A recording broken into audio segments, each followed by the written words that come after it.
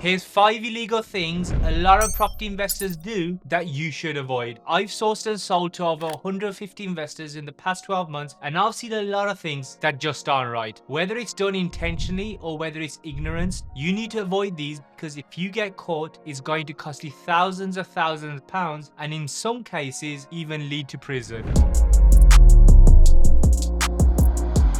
Now guys, before I start this video, I need to say one thing. Before I got into property, I didn't even know some of these things were illegal myself. And I guess the reason why I'm making this video is for 2 reasons really. One is because if you're like what I was, you just didn't know, then great, you'll know now and you won't do it. And the second reason, because I see so many people who know that it's wrong, they still do it. They tell others to do it. Just because you think no one will know, it doesn't make it right. And if you want to become a professional property investor, taking these shortcuts and doing these illegal things will only get yourself out. So starting with the most common one I see, the one that people, to my surprise, openly talk about it on social media, is mortgage fraud. I know the term mortgage fraud sounds dramatic, but it actually is fraud, right? So when you buy a property and you're looking to do a BRR or even a flip or a conversion, basically any time that you're about to carry out a refurb, you can't take out a standard buy-to-let mortgage, because when you sign up for a buy-to-let mortgage, there will be some sort of stipulation in the terms where it'll say that you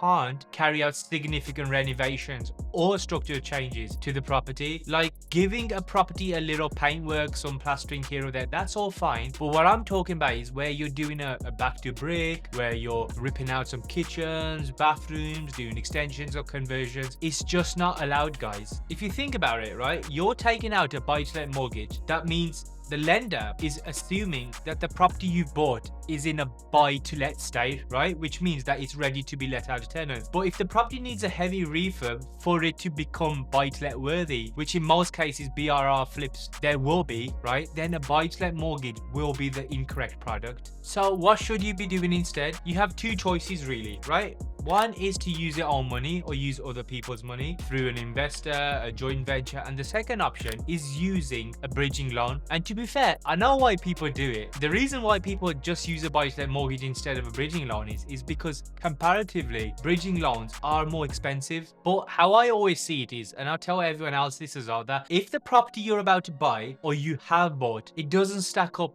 numbers wise with a bridging loan, then most likely it wasn't a very good deal in the first place. So whenever you're looking for your first or your next property, always base your figures on the fact that you need to take out a bridging loan. That's obviously if you haven't got access to the full money, of course. That's the main mortgage fraud I see. And the second one I see, and to be fair, people will message me on Instagram who have asked this question previously, which is, can't I just buy a property under my name, say I'm going to live in it, and then just rent it out instead? Again, I understand why people want to do this. It's because a buy-to-let mortgage is more expensive and costlier than a personal mortgage. But again, it comes back to the same thing, that when you take out a mortgage with the intention of personal use, that you're going to be living there and you end up renting it out without permission, and it's illegal. I've also seen in some cases where they'll buy a house to actually live in, their circumstances change, right, where they end up moving back to their parents to save costs or with their partner or whatever it is, yeah, and now they've got this house that is empty and they want to rent it out. But you can legally do that by just contacting your mortgage provider and requesting a consent to let. It's actually fairly easy to do. The mortgage lender will most likely charge you a higher interest rate, like a buy-to-let mortgage, and that's fine. At least you've done it legally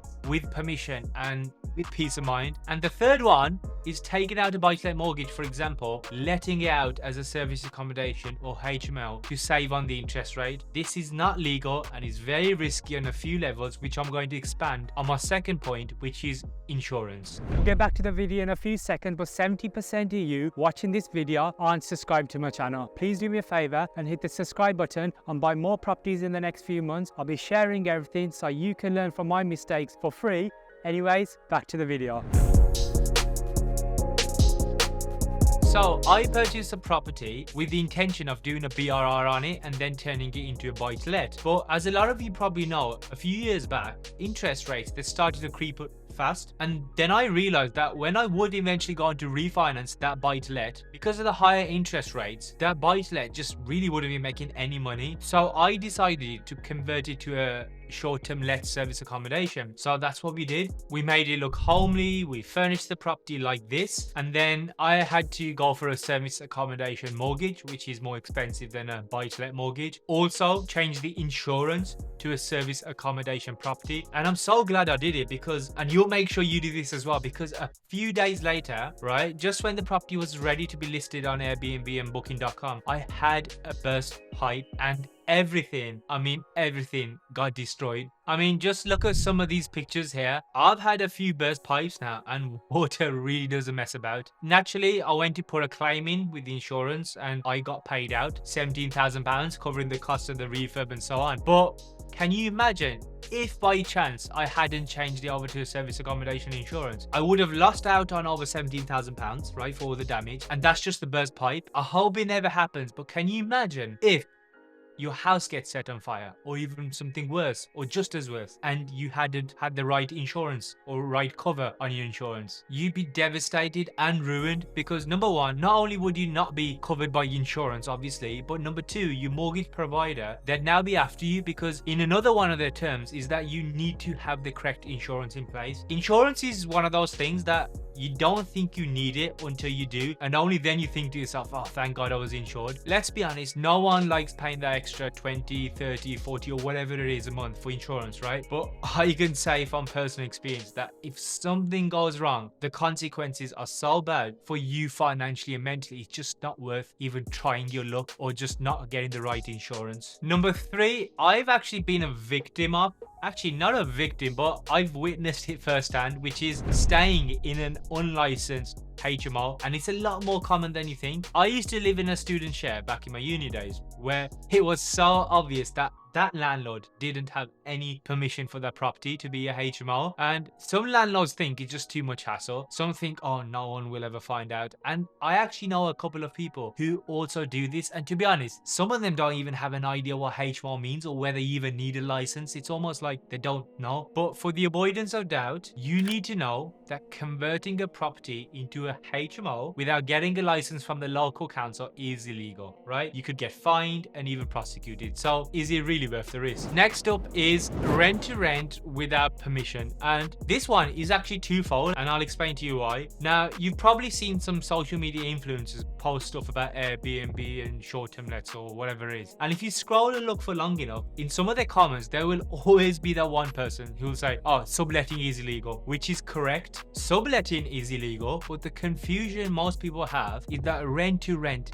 isn't illegal if it's done with permission. And as I said, it's twofold. One is where if you're an investor that's got a property and you rent that property out for someone to rent out as an SA or HMO, then the reality is that you as a landlord will need to get approval from your mortgage provider to be able to do that, and many just don't. I don't know too much about rent to rent because I don't do it, but some say that there are some lenders out there who don't really like subletting it to people, so they've already got it in the terms that you can't rent it out to anyone else. But I'm not too familiar with rent to rent. Most landlord insurance policies, they don't cover subletting without permission, so if anything happens at the property whilst you've subletted, then you as a landlord will be responsible for it. So just bear that in mind as well. So as a landlord, you need to be aware of that. And then on the other hand, right, if you're an investor who wants to rent a property, you need permission from your landlord again, otherwise it's illegal. Overall, it's a very messy situation which either the landlord or subletter could get into if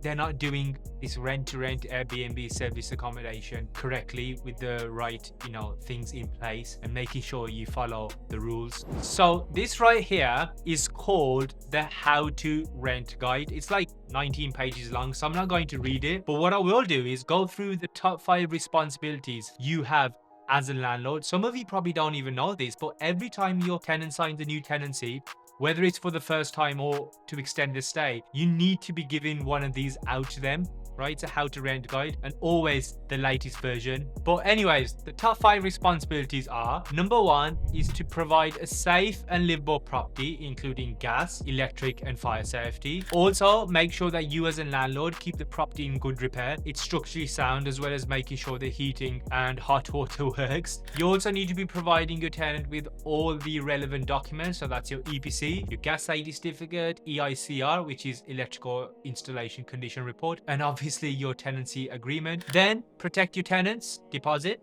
in a government approved protection scheme. Give your tenants 24 hours notice before visiting them. And that's about it for this video. If you just follow everything I've talked about, you'll be fine. Even if you've made some of these mistakes before and you didn't know, that's also fine. I've made plenty of mistakes in my property journey, and if you want to know all the mistakes I made in my first property, which cost me thousands of pounds literally, then just click on the video that will show up on the screen now, and I'll see you soon.